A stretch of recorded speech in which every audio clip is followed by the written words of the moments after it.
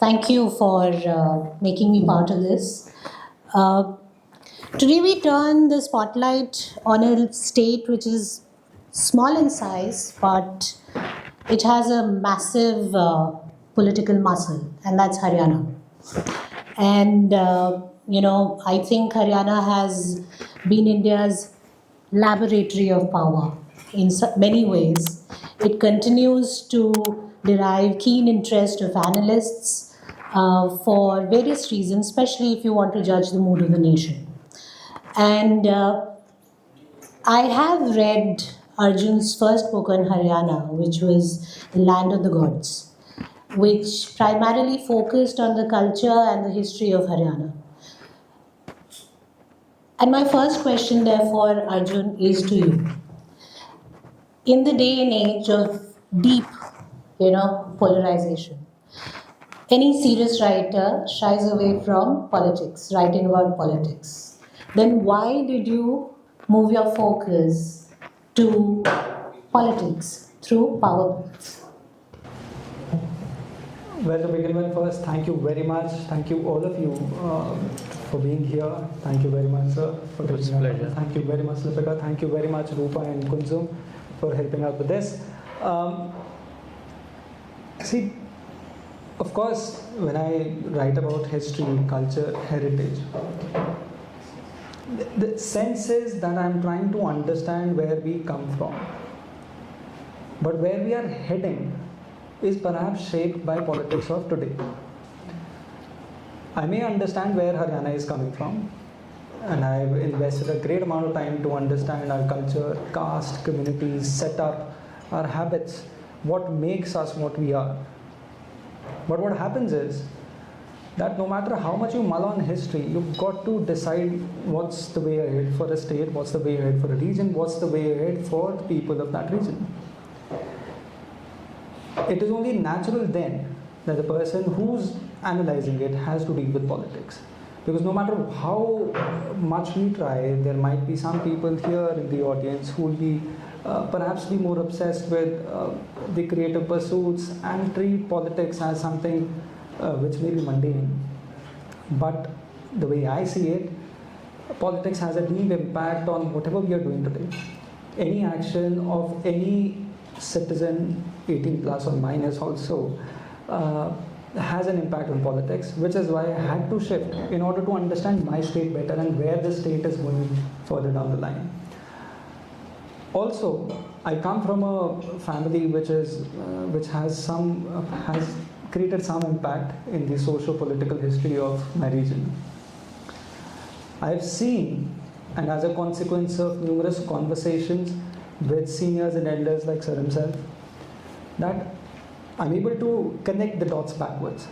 And since I'm able to do it now, it is important and it was incumbent upon us that we understand what is happening, what are the shifts that are happening today, and then decide and bring it to a logical conclusion where we can be in the next 20-25 years. Politically, it usually happens also that people, leaders take stances and make positions that 20 years down the line will be certain. For instance, late President Shri APJ Abdul Kalam ji, he was envisioning by 2020 will be a developed nation or a very progressed nation. But that perhaps has not happened because in 2019-20 we were suffering or going through the COVID phase. Everything was put to standstill. But now that we've given 2047 as a Viksit Bharat target, it is only incumbent upon us that we understand where we are coming from and understand the politics of the state so that we decide what we want our politicians to do. I hope that in a sense summarizes why I shifted to politics. Sir, here I would like to ask you a question more from an insider's perspective. You viewed Haryana's politics very closely. You've been a crucial part of it. You've been a former finance minister for the state, and for someone at your stature, while politics does play an important role in your day-to-day life, but for a common person, has the idea of today's Haryanvi really changed?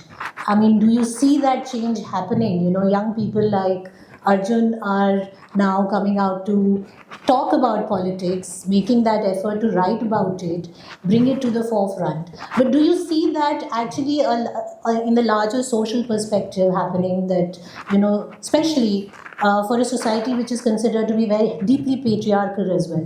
Do you see youngsters, especially women, coming to the forefront and taking on initiatives and responsibilities and being vocal about what's happening in the state to give you a ground feedback as to what really needs to be done? Thank you, Lipika, and congratulations once again, Arjun.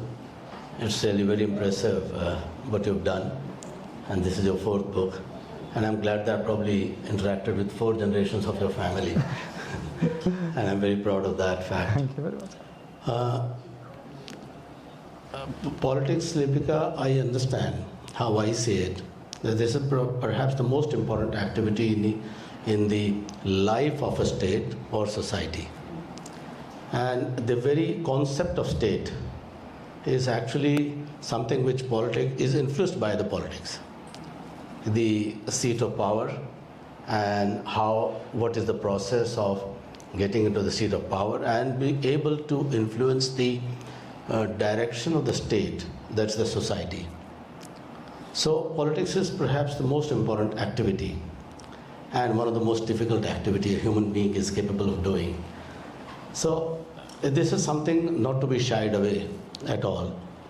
And every section of society, you mentioned about Haryana and the patriarchal society and the participation of women. Haryana today has actually changed a lot. It is not only the rural Haryana that how we see it.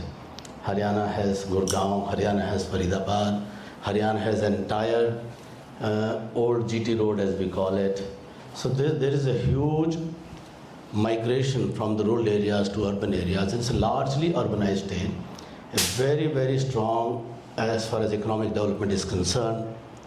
So it is not the Haryana what we have been reading about from the I'm sorry, I have a bias from the lens of Delhi. So Haryana has changed a lot. But I sincerely wish that there is more participation in politics and there is a stronger push for the new generation to actively participate in politics. Why I say stronger push? Because you need a very strong push for the new generation to be able to move in and make an impact. So move in, there is a resistance, there is a huge barrier, which I have personally challenged myself 30 years ago, that it's not the patriarchy of the society which is an issue, it is the dynasty politics in the state of Haryana, which had been a great issue, which still pervades and pervades all parties. So this is a big resistance that this new generation has to overcome, and for that I'm suggesting that we need a big push. So the participation needs to be improved. As far as women participation is concerned, I think Haryana, again, when we live in the society, the women in Haryana are very much active in at all levels, and they are participating, particularly in the rural areas. It is the urban areas where the women are not really coming up and participating as much as the women from the rural areas are coming and participating in politics. But I hope that more women in the new generation, because I remember, just as a matter of fact, in your own book, you mentioned that in 2014 there were 13 women member of Legislative Assembly. This was one good development. But I hope with the reservation coming into effect, so we will see a better change in the overall political environment. I sincerely believe that when women participate in any activity, so there is a huge positive change that happens, which I am waiting to see in Haryana as well. Arjun, I would like to now, in fact, I would rather, sir, come back to you on the question of Faridabad and Gurgaon a little later. But before that, Arjun, from your perspective, this was a perspective of a politician, about how the state is performing in terms of participation, in terms of financial growth, in terms of inclusivity. But if you view it, there is. Do you see the new, because you've opened your book with Neeraj Chopra's javelin and drawing up parallels with how Haryana is moving and which way are they perceiving themselves. But do you really agree with the fact that there, in the last several decades and the decades that you've covered of different politicians from Devilal ji to Khattar ji and now Saini ji, do you really see that change on ground, not just talking from an urban perspective, but more from a rural perspective? See, what I see in Haryana right now happening is unleashing of a lot of power. You see, perhaps 2, 3, 4, 5 decades ago, the Haryanvi heartland people sitting in villages did not have the exposure, education, or access to opportunities. Haryana, I believe, operates with a panchayati mindset. We really look up to our elders and seniors.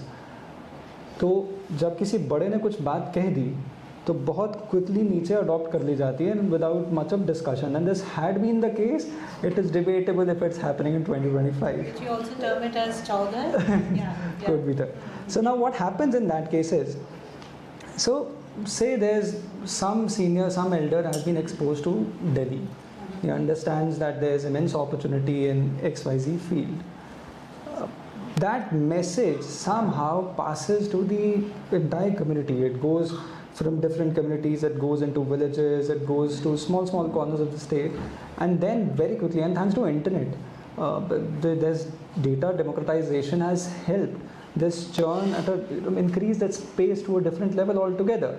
So the exposure has increased multifold, and as a consequence, you see there are success stories being written in small villages across the state of Haryana. So if you imagine, and then of course what has happened in the last 10-15 years, the road connectivity, the internet connectivity I've spoken about, then the exposure, people, Gurugram has been a great success story, and as a consequence many Haryanvis who were otherwise not exposed to different opportunities that Haryana or the world has to offer, they got exposed to all of those things in Gurugram, and all of these things filtered down, all of these things trickled down, and as a consequence you see that churn happening within Haryana. That being said, there's a lot that needs to be done. There's a lot of ground still to be covered. I understand the question on Gurugram and Faridabad. You're going to take it up soon. Uncle will perhaps add a perspective, a layer of perspective to it as well. But that being said, our urban spaces are re-energizing that fold, the turn. Yet at the same time, it's in the villages that our fresh success stories are being written. Neeraj Chopra's story, for that matter, is a case in point. There's no reason for you. While I was working on that book, there's no reason for anybody else to imagine that in a sport, in an athletic sport, you'll find an Indian scaling to these heights. And you see Neeraj Chopra doing, and once Neeraj did it, you see stadiums across the state of Haryana full of youngsters wanting to cross them. And then you see there's also this tradition in Haryana. We've always been, sometimes out of choice and sometimes otherwise, a little fitness conscious. We've got to get up in the morning because we have to work on the fields. And that has now found an opportunity. That has now found an avenue. Now all our physical strength can be expended in some sport and we can excel it. And sport is just one arena. See, and I remember a conversation, this was very much in, I was sitting with some senior leaders in Chandigarh, and a senior leader ended up saying that there's something special about you Haryanvis. That आप कोई एक चीज़ पकड़ते हो ना, उसके बाद सारे के सारे उसी फील्ड में लग जाते हो और फिर उसको कैप्चर कर लेते हो और वो you see this is something similar happening in sports, and sports is just one story that we've covered. I'm telling you, there are stories, success stories in Indian civil services examination, bureaucracy for that matter. Then you see politics also. You see young people doing startups. There are many startups from Sonipat, Jeend, Kethal. Young boys and girls got exposure into Bangalore. वहाँ पे जाकर अब नया कुछ करना है. So that spirit is very much there in Haryana. It was just waiting for the right opportunity, right timing. And that perhaps is now, which is why I call that this is very much, the 21st century is going to be Haryana's century. We just have to get our basics, some things right. And we can't give up on the state yet. I mean, if anybody understands the political perspective of it, Haryana has been calling, Haryanvis have been doing a lot, and there's a lot more to come in the coming. So what are the basics that one needs to get right? I'm sure Arjun will have his list because he's written a book. But I would like to understand from you, because because I feel that, from an outsider's perspective, for us who are not based in Haryana or are not living there and earning our living day to day, we do see an over dependence on cities like Gurugram and Faridabad and Sonipat. But what are the things really being done to ensure that Haryana, as Arjun mentions, is going to be the key state to set an example for the rest of India? Thank you so much. I thought I'll restrict myself around the book, but at the same time, we'll carry things forward from here. And so Haryana is a very aspirational state, and I see a lot of enthusiasm in the youngsters. And economically, you said it very rightly that we built Gurugram, Haryana built Faridabad, Haryana built the NCR side of it. On the contrary, Uttar Pradesh could not move beyond Noida. So they are now opening up the new areas all around the border of Delhi. But Haryana had that advantage and it built it at the right time. So yes, you have some districts which are contributing to the revenue taxes, so you can say that there is a skewed contribution of certain districts as far as revenue is concerned. There are some 7-8 odd districts which are largely still dependent upon agriculture economy for their sustenance, and they need support from the state revenues for their development. So this is the regional imbalance in the industry and business entrepreneurship opportunities is something which needs some administrative and executive initiatives to balance that. That is one thing. So Hisar Airport was one such effort, because largely it is those western 7-8 districts which we had thought of that they need some push from the government. Now, another thing is, as far as politics is concerned, I very strongly believe I have spent 30 years of my life only on one thing, that how do we change the politics of Haryana from those times in early 90s or late 80s.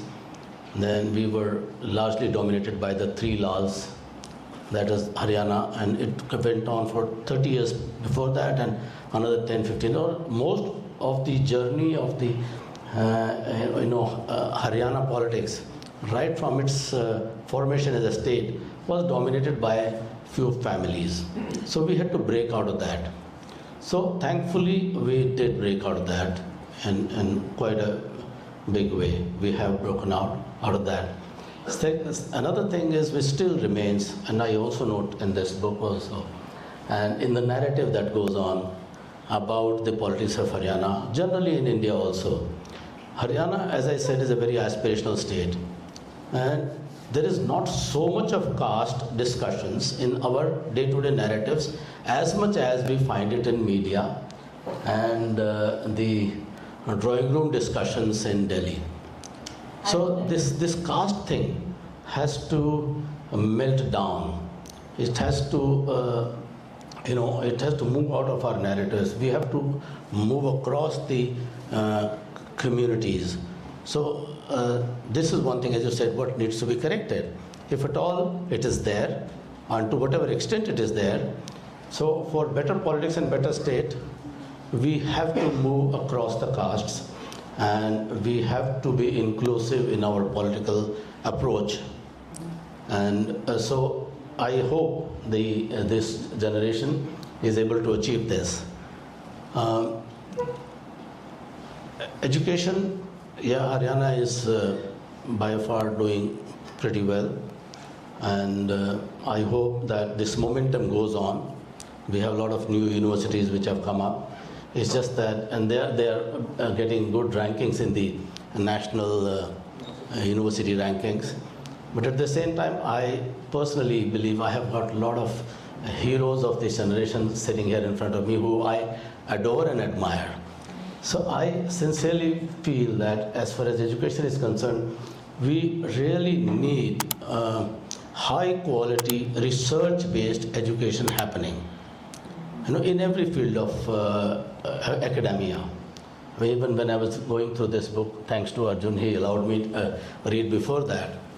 So when we go in for deep research-based analysis, so these are the stories that we have picked up out of the history and documented them in the form of a book. But a person like a lot of us sitting here would really like to see deeper statistical analysis of various factors that contribute to the outcomes of these political results, election results, and also, there's so many events will have so many other angles. What we need is a research-based activity.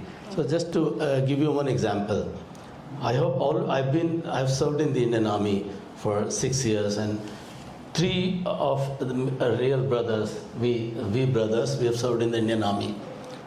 And we in Haryana have a very great military tradition. Right from pre-1857 onwards, you will have the history of soldiers in Haryana dating as back as the Anglo-Sikh wars. You will find the soldiers from villages going into different wars, fighting on both the sides. Interestingly, in 1857, if you read those gazetteers and documents, and you are able to bring them to the fore, that there was this independence movement by the people, and there was this, in about October, November 1857, when British Army hit back. So it is the same very Haryanvi boys who were recruited by the Britishers in the Patiala army and infantry, and they were coming back and fighting for the Britishers. So when we as soldiers, we see, soldiers have to follow the command. So they were doing just soldiering. So there is a military tradition. Now if you go back and if the universities had documented those military traditions of more than 150, 175 years.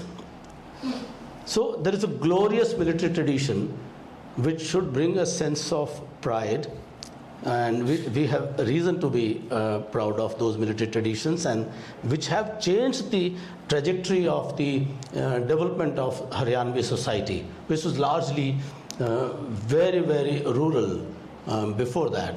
So with the military tradition, there are a lot of changes that happened. The impact of Arya Samaj, there are certain documents, there are certain books, but there is no research on the military tradition. So you will find those stones in a village like next to his village, Matanel, I went. In many villages I've seen, many villages, you will find of this village, 182 men participated in World War I, and these many, they sacrificed their lives fighting for the, and then these many came back. So Matanel particularly, everyone came back. So they're very proud of the fact that our soldiers come back. So this is something, I just gave an example. There can be so many other things that what we need to do, what we need to correct. There has to be a connect. In his book, he starts from Neeraj Chopra, but I think you picked up from 1920 onwards. Yeah. So 1920 onwards is something he's made an attempt to, continue the thread. So I'm taking further beyond, and it's not only upon him; it's upon all of us to do this research-based academic activity about the state, and then have that deeper understanding of the state. going back to the battles of Panipat, going back to the invasion of Temurlen, who passed by in this area. So there are so many. I'm not going into the mythological era research, but these things are already there. They just need to be, the threads have to be connected, the dots have to be connected. Before we move ahead, just a small reminder to hit the subscribe button. I think Arjun tried that with his first book as well, when he touched upon the history of his Haryana. But Arjun, do you really think, I mean, while I know Sir has been very positive about the kind of change that Haryana is seeing, but you have dedicated an entire chapter to Jat and Non-Jat power binary. Do you really see Haryana making an effort to come out of this caste-based politics? Because frankly, if we look at it, every time we pick up the results, we see that all the urban areas, the voting percentage is much lower as compared to any rural area. And rural area still sees a heavy caste influence. Very recently, I would not like to mention, there have been some cases, but very recently there was another case of an IPS officer committing suicide in October itself. But do you, I mean, in 21st century, where now it's not just a state, but the entire nation is being, put under this pressure of renewed caste wars that are taking place. Do you really see Haryana making that effort ever to come out of it and lead the entire change? Was Haryana ever making an effort, and what is happening now? That's the crux of the question. See, caste is something in a Hindu society, caste is something that has been some sort of hierarchy or some sort of segregation has been part of almost every civilization. People may come together in religion, people may come together in the form of any village communities, but some sort of segregation has always been there. In our society, for the longest time, we may think otherwise, we want to believe otherwise. There has been, however, a segregation or a sectioning within the society. What has happened, however, is over the last 200, 300 years or even a little more than that, this segregation has found a lot of permanence, and some way it is not fluid anymore. It's found walls around it. Now what has happened is,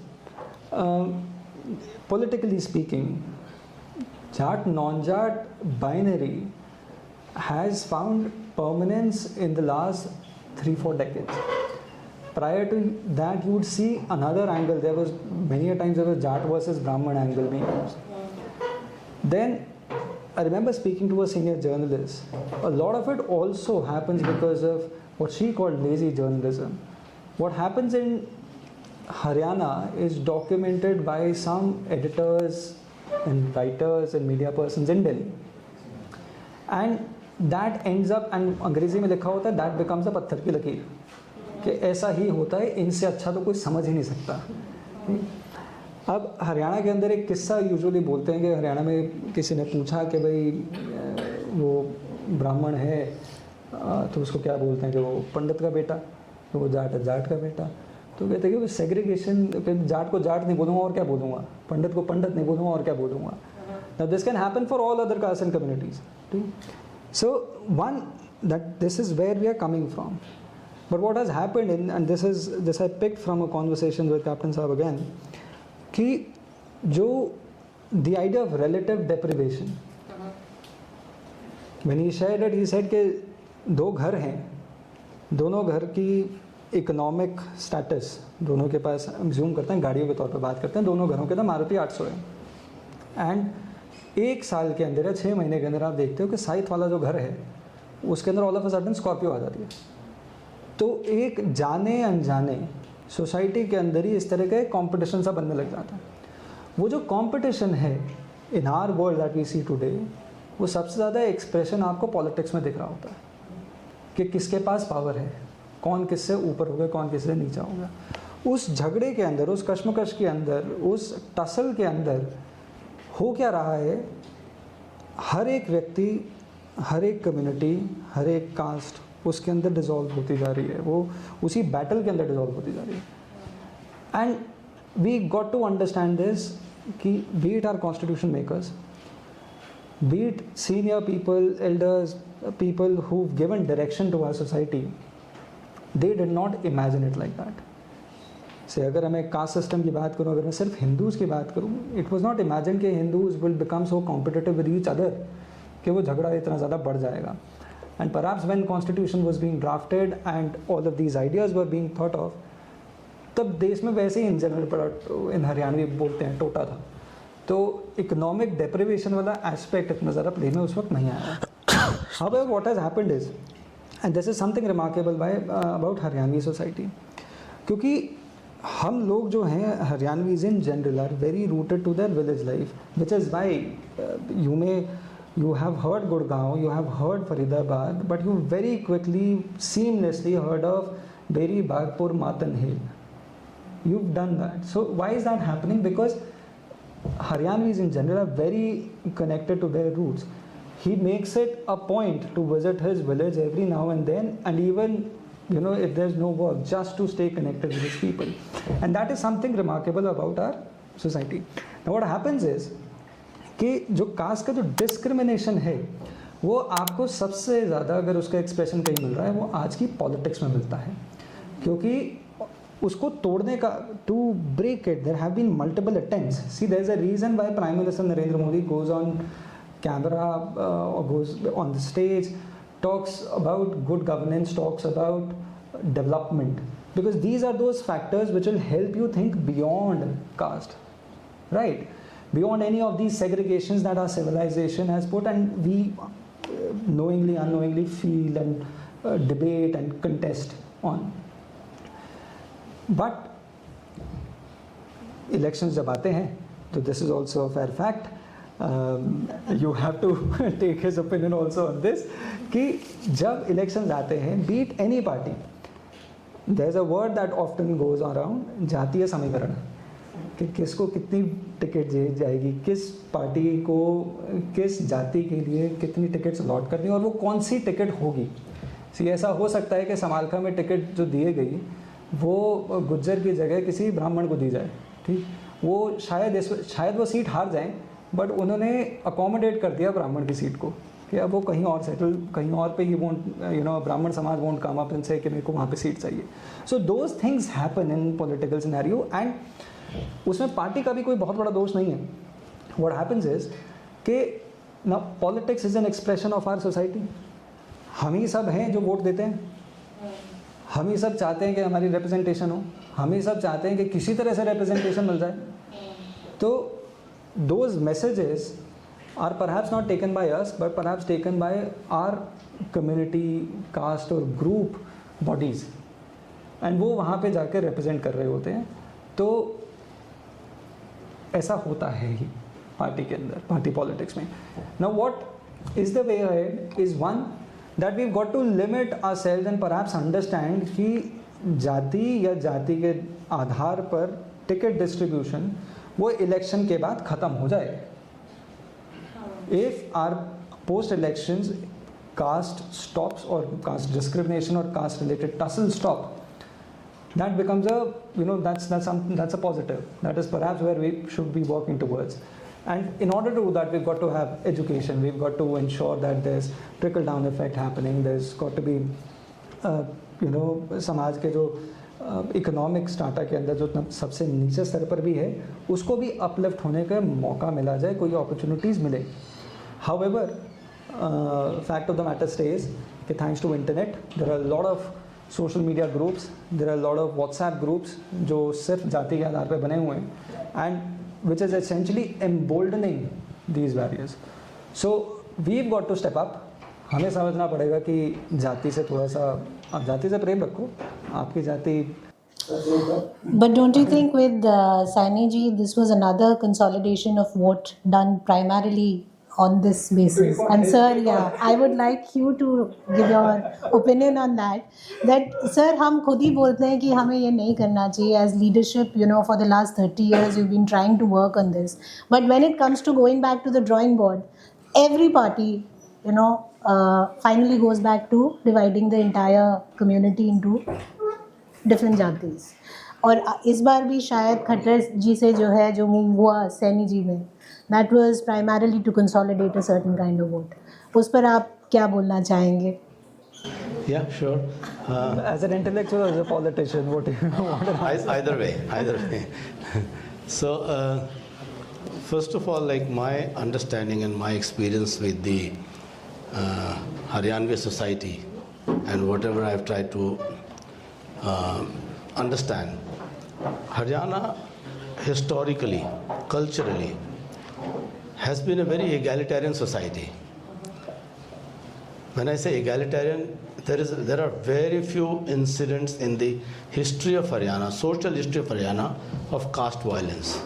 In last 100 years, you will have 2-3 incidents, Gohana, Mirishpur, or one or more incidents. That also are mostly politically instigated incidents which happened. I have traveled across the country.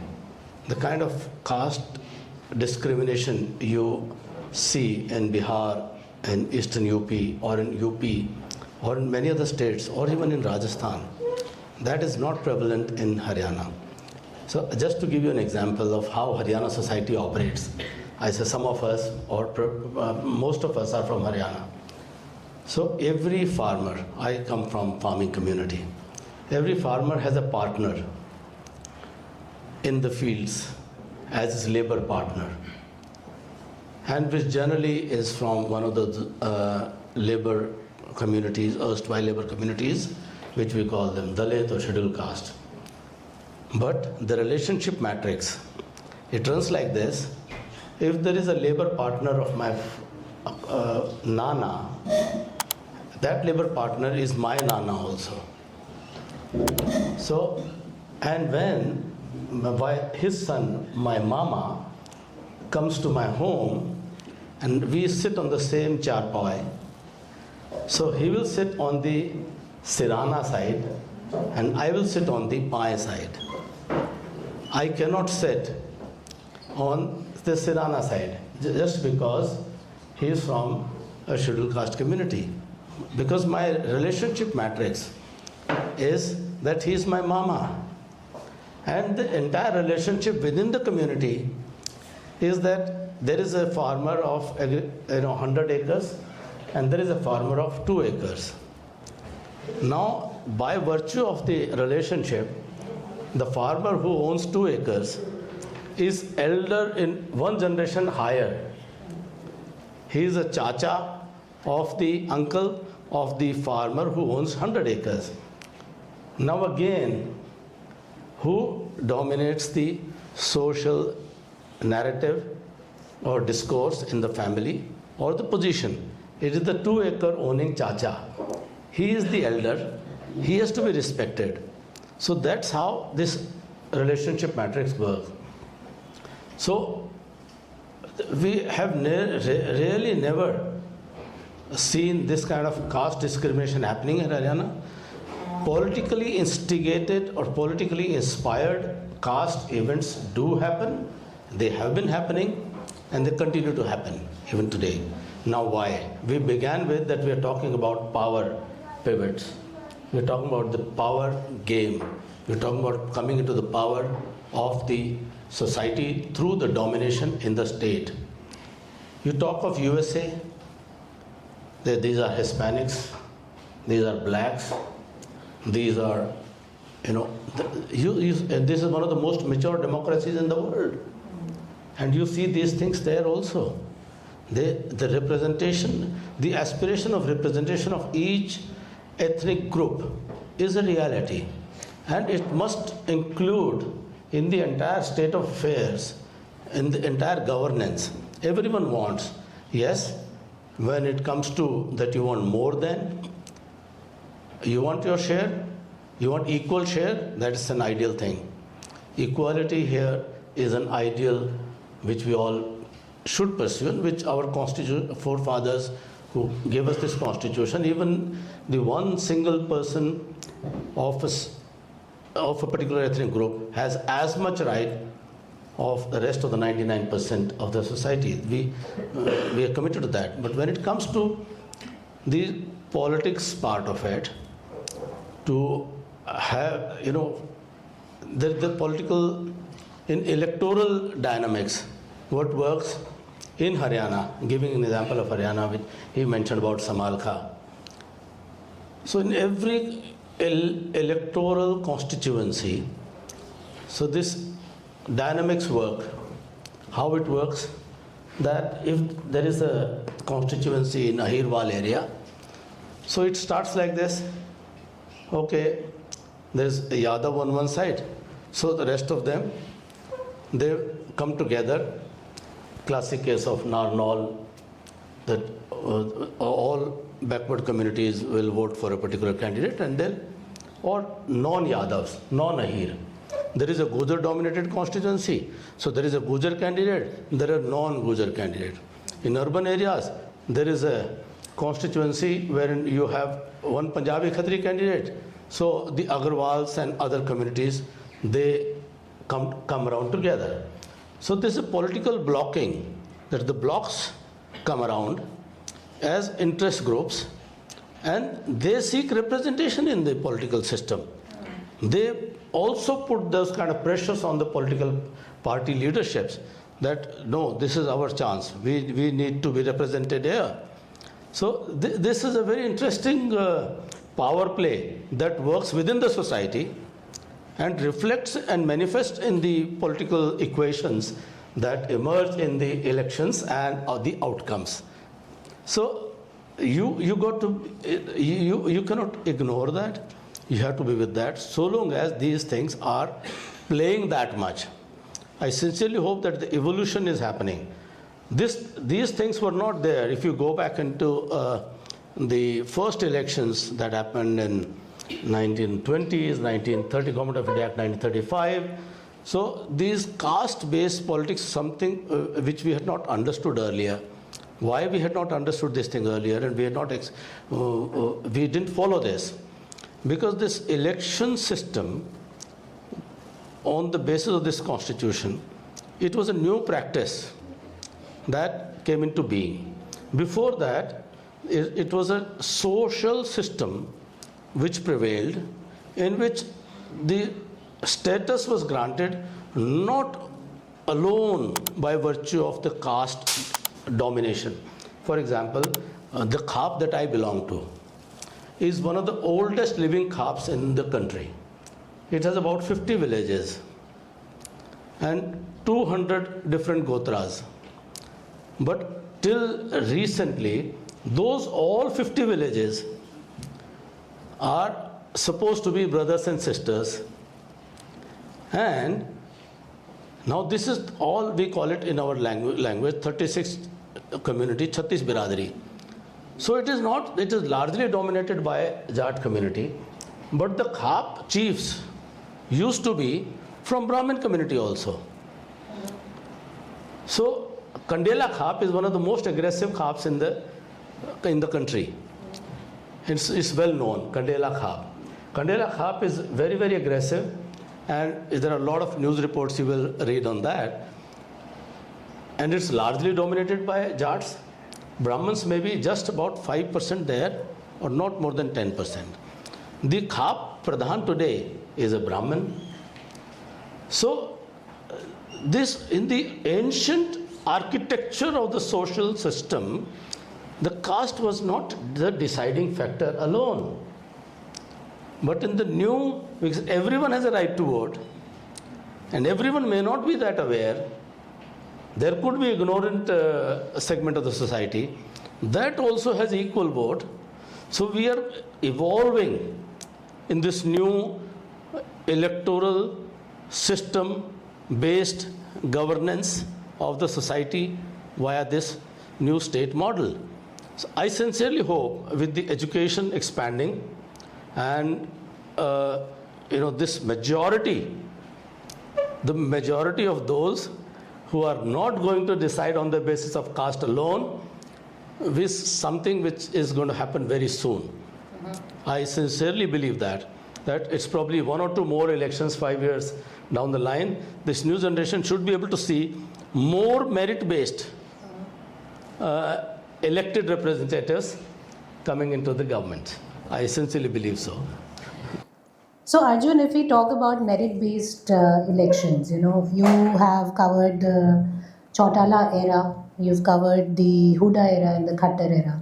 If I were to ask you, what is it in terms of merit, and you have very clearly also, defined the merits apart from all the negatives that are there, but I would, for the audience, like you to maybe enumerate the merits of the Chautala government. You call him the Tao of Indian politics. Then you have Hooda ji, who he said he was the right bridge between the old age politics and the new age development. And then you talk about the new Lal, Manohar Lal Khattar.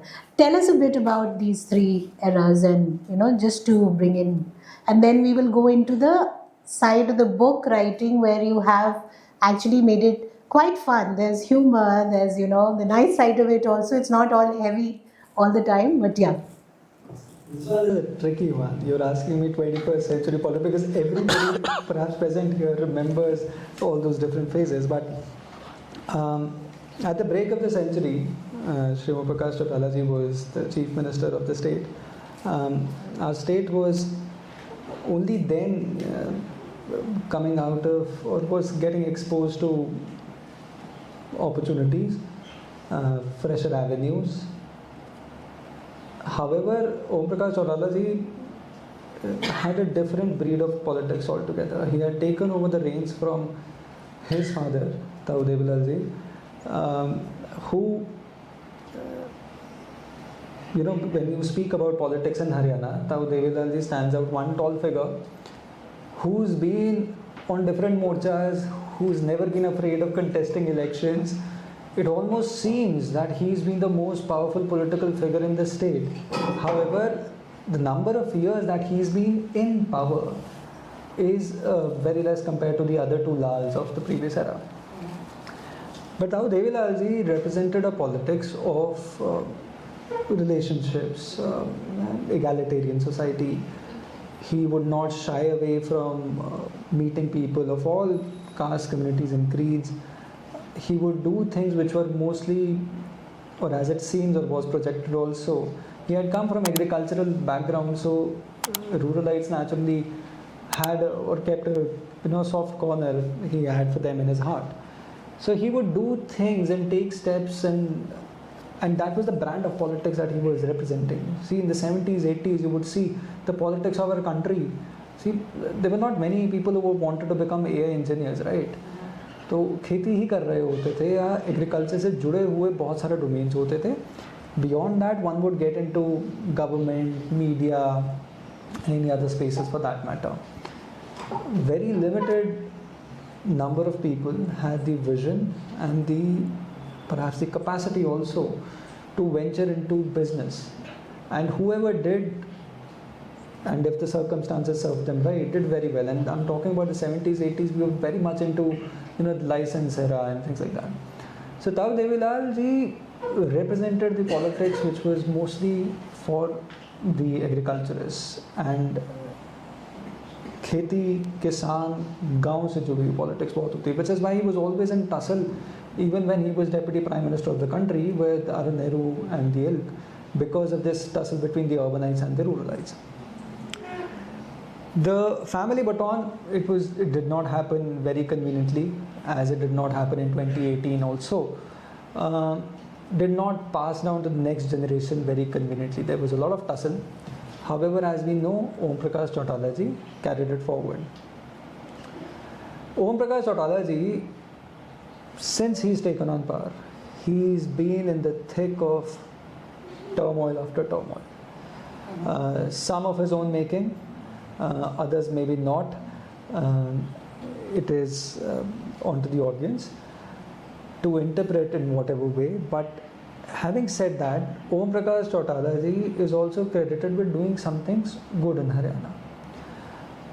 But it was a different brand of politics that he represented, which meant favoritism, nepotism, corruption, as we see perhaps in Delhi today, or we see or document it while studying our public policy. It was very different. He would not if you ask somebody from the Chautala family, they would very much say कि हमारे खिलाफ तो किसी ने कुछ नहीं बोला ना, कोई ऐसे आप लीगली अगर केसेस होते हैं तो उसके अंदर बताओ कि भाई लीगली हमने कुछ गलत किया हो, right. It is also commonly said, and this is after conversations with many senior journalists who've lived through that era, who make clear mention of कि not many had the gall and gumption to even write against the family, because they would deal with an iron hand. Having said that, there are also people who would cut their veins and give blood for them. There are many people who, there's a reason why the party is still so active. There's a reason why the party and the culture of the party is so alive. You go to residences of either JJP and NLD offices, you might think and compare it to the BJP office के कोई बहुत ज़्यादा action नहीं है, but that they are out of power for a reasonably long time, but still there are people, there are loyalists who have been stuck with them for this long a time, and it's a consequence of that, that thing which gives them courage to contest election after election. We are seeing that in the nation as well. I mean, national election. But what happened? But Chautala brand of politics was very sincerely, and this is why democracy is a remarkable thing. 5 साल के बाद आपका test होना ही है. You have to sit for the exam. And जनता आसानी से नहीं छोड़ती है. मतलब सबसे महंगी चीज़ मेरे ख्याल से जो है वो जनता का वो एक वोट है. आपको एक पॉलिटिशियन के पर्सपेक्टिव से, and I believe sir would second it, कि आपको 5 साल अपना सब कुछ देना पड़ता है. It is not an easy job to be a politician. And आप स्टेट लेवल पॉलिटिक्स के अंदर आते हैं तो और बहुत बुरा हाल है. Gone are the days when you got to be, आप पावर में रह सकते हैं और आपने 4-5 टोकन चीज़ें दी और आप अच्छा खासा, वो एक वेस्टर्न यूपी के पॉलिटिशियन वो बोलते हैं अच्छा खासा ड्रामा सा किया कि कुछ एक्शन चलते रहना चाहिए, दुनिया को देखते रहना चाहिए, काम हो रहा है. Gone are the days, because everybody is got their phones in their hand and are noticing what their politician is doing. So it's a very expensive thing at that vote of yours. So 5 साल बाद वोट का जब समय आया तो Om Prakash Chautala ji was, his party was down to single digit. तो उसके बाद जो रिप्रेजेंट करे the next person in power was Bhupendra Singh Hooda, who is again बहुत one a chance politician, then a chance successful politician, then by circumstances he became a chief minister, and by circumstances he became reasonably successful at that also. 2 terms in a state of Haryana जहाँ पर बार बार it had been in tradition के हर election के अंदर सरकारें बदलती थी, उन्होंने 2 बार 10 years उन्होंने राज किया. बहुत सारी अच्छी चीज़ें भी हुई. सी आपने ओम प्रकाश चौटाला टाइम पे या 2004 से पहले आपने इतना कुछ देख लिया था स्टेट के अंदर, और वही फ्रेश एक्सपोजर हो रहा था स्टेट के हमारे कॉन्स्टिट्यूएंट्स को कि कितना बुरा हो रहा है. So he had ample avenue to just not mess it up. So if he does the basic thing rights, and it's a consequence of the same. आप अगर रोहतक झज्जर एरिया में जाते हैं, आज भी भूपेंद्र सिंह हुड्डा जी का जो वर्चस्व है वो अच्छे से सेट है. उसके बीच में ये बात ज़रूर कहूँगा, the reason that he suffer losses is because of one lopsided development. He was in fact the idea of lopsided development was first given by Om Prakash Chautala ji only. NLD से ही ऑपोजिशन आया था जब बोला गया था कि ये तो लॉपसाइडेड डेवलपमेंट करते हैं, ठीक, which was then taken over by in 2014 election by the Bharatiya Janata Party, which ensured that the message goes out and reaches out to every citizen of the state कि what Bhupendra Singh Hooda has done is essentially lopsided development. However, he ensured कि उनका जो क्षत्रप है या उनका जो domain है, dominion है, उसके लिए उन्होंने इतना कर दिया कि 3 lakh elections down, Bhupendra Singh Hooda still stays very much in power and he can contest with the same strength. But again, the reason why we, how we began our conversation, why I shifted to politics, is because I was able to understand history and I wanted to judge where we are going forward. Bharatiya Janata Party in 2014 was able to understand it very clearly. They were able to identify that these are the, loopholes in the previous governments. This is something, these are few things that the state has been suffering for a really long time and wants, nivaran of it. And Bharatiya Janata Party focused on that essentially. One of that thing was transparent hirings and bringing transparency in governance, which he spearheaded in 2014 by bringing in many measures, bringing many initiatives which have changed perhaps the course of the state of Haryana's governance, the history of Haryana's governance. One thing of course of that is transparent hirings, क्योंकि इससे पहले आप ओम प्रकाश चौटाला जी was put in jail for essentially the same thing, JBT scam. And there were some people would want to say कि वो तो सिर्फ एक चीज़ थी, ऐसी बहुत सारी और चीज़ें हुई हैं जिनके बारे में मेंशन नहीं किया जा सकता.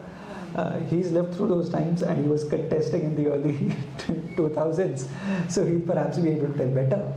But then Bharatiya Janata Party focused on ensuring कि transparent hirings हों, and this was unimaginable. Prior to 2015-16, this was unimaginable in our state. I remember, I think I've written in the book also about it, कि I was preparing for civil services, PhD admission हो गया था उस time पर, and a young friend of mine, he comes from categorized as scheduled caste, and उसका phone आया and he was studying in he was doing his PhD. कि यार is it he had to travel to Chandigarh to give his interviews, and he said something कि भाई क्यों आऊँ पैसे लगाऊँ. He did not have enough means कि क्यों आऊँ पैसे लगाऊँ, क्योंकि पता तो है हरियाणा सरकार में नौकरियाँ कैसे लगती हैं. And I was the one who was telling yaar, God's given a shot. BJP says that it will be transparent. Let's see if it works. And he, his brother are both now government employees, class A jobs. This was unimaginable 2015-16 से पहले. That huge, that impact you see आज की libraries में.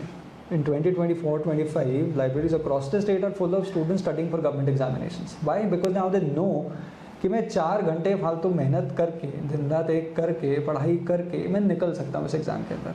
क्योंकि पहले तो सिर्फ civil services का पता था कि सिविल सर्विसेज के अंदर अगर शायद I am talking about UPSC examination कि उसी के अंदर पॉसिबिलिटी है कि आप अगर अच्छे से पढ़ाई करोगे तो एक ट्रांसपेरेंट हायरिंग हो जाएगी, वरना किसी को नीचे से फ़ोन करवाना पड़ेगा स्टेट के अंदर.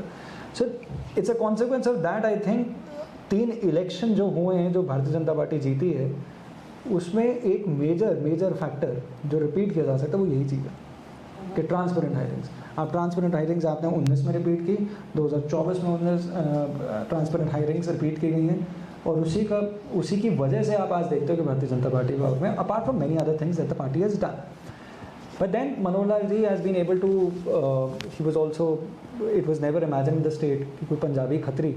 In fact, when he was being touted to become the chief minister of the state, a friend here was perhaps the front runner. And ये शायद बीजेपी की पॉलिटिक्स ही है कि जिसने इंश्योर किया कि Manohar Lal ji is back. And in fact when जब मनोहर लाल जी बन भी रहे थे तब रिपीट ये किया जा रहा था that he is a Punjabi, the Punjabi is going to become the chief minister of the state, not realising the fact that he is been in the state for the longest time. Why is he himself is a Haryanvi? Why can't we call a Punjabi CM? Khatri CM हो सकते हैं वो think, but he is very much a Haryanvi. अगर वो 2-3 generation लगा चुके हैं. Some elders in the village also argue कि 7 पीढ़ियाँ चाहिए होती हैं किसी को हरियाणवी बनने. मैं उस ह्यूमर पार्ट में आऊँगी because Arjun I think it's a very rich oral history that you put together in that book, and it does have a lot of humor. So before I open it up to the audience, because I'm sure they'll have a lot of questions also, sir मैं आपसे पूछना चाहूँगी कि ऐसी क्या भ्रांति है हरियाणवियों को लेके जो आप ब्रेक करना चाहेंगे? What is that one myth that you want because No, I really love this question. Haryanvi और हरियाणवी कम्युनिटी को लेकर के we had one of our जो डेमोक्रेटिक सेटअप में जो फर्स्ट लीडर्स थे हमारे वो थे sir Chhotu Ram. He did his law in 1911. So then Chaudhary Charan Singh had an influence. उस वक्त ये सारा एरिया कॉमन था.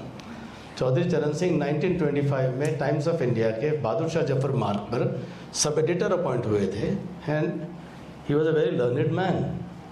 And he wrote many books on economics. और हमारी जो फर्स्ट जनरेशन ऑफ जो लीडरशिप थी, बहुत एजुकेटेड लीडरशिप थी। मुझे उस प्री इंडिपेंडेंस के समय आपकी बुक में एक करेक्शन थोड़ी कराऊंगा इन द नेक्स्ट एडिशन।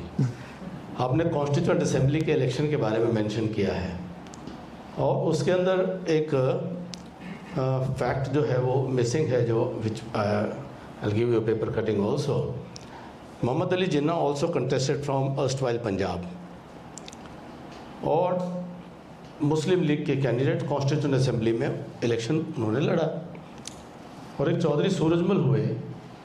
उन्होंने वो उस वक्त तो ये अलग अलग उसमें वो मुस्लिम उसमें what you call that particular representation जो रहता था, I am forgetting the word, जो प्रोपोर्शनेट रिप्रेजेंटेशन मेथड, वो मुस्लिम्स के वोट से बनने थे और ये हिंदू वोट में था। तो और उसमें चौधरी सूरजमल को 8 वोट मिले थे, मोहम्मद अली जिन्ना को 6 वोट मिले थे।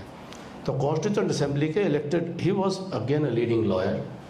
वजीफ़ा मिला था जाट स्कूल रोहतक में इन अर्ली 1930 से के पहले।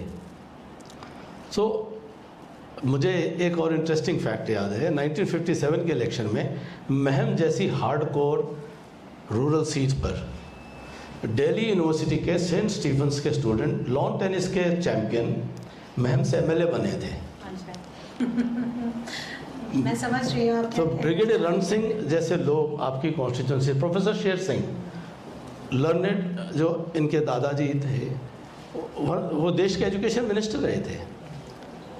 तो कितने जो एक लीडरशिप थी। हमारे यहाँ एक फेज़ आया 70s में, वो फेज़ आया एक पूरे देश में एक फेज़ आया था, एक अलग प्रकार की पॉलिटिक्स, और उसको फिर लोग अलग अलग जो है मंडल का इफ़ेक्ट और वो सब करके पूरे देश की राजनीति में एक असर आया।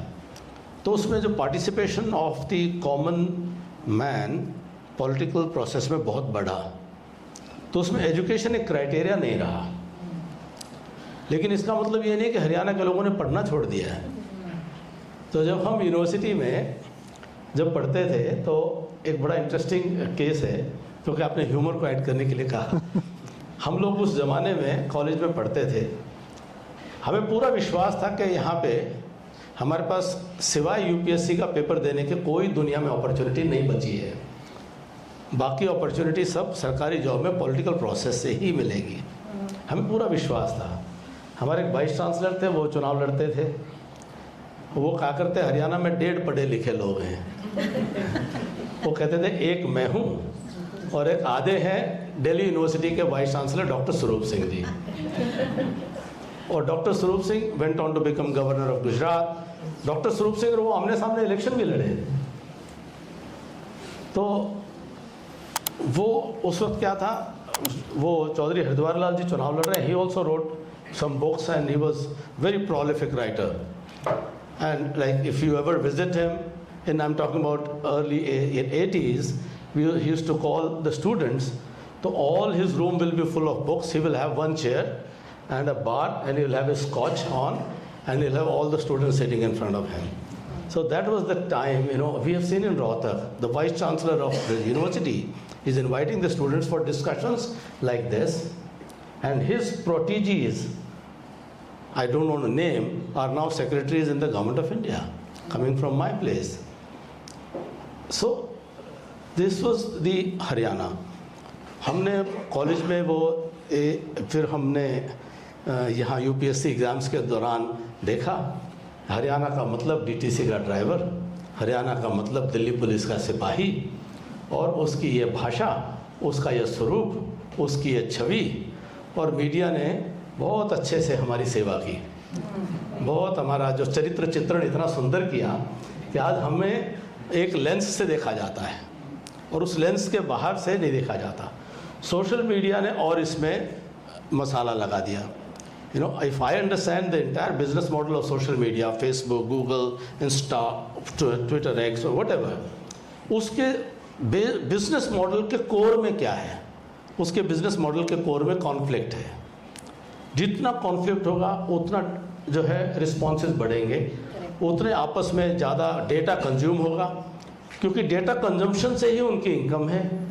तो conflict in every corner of the world, अगर दो एस्किमो भी कहीं अपने कहीं बैठे हुए उनके अंदर भी कॉन्फ्लिक्ट पैदा करने का पोटेंशियल जो है वो सोशल मीडिया के अंदर है. So this is the world we are living in. It has brought to the fore or undone a lot of good things that were being done by the education otherwise, that the social media is fueling the conflict in the masses, in the common man's minds all day long. The cheaper data, the data-driven business models. So this is, again, we have to go through this transition as well. We have to absorb the impact of the social media-driven fissures in the social psyches is something, we have to bear with. So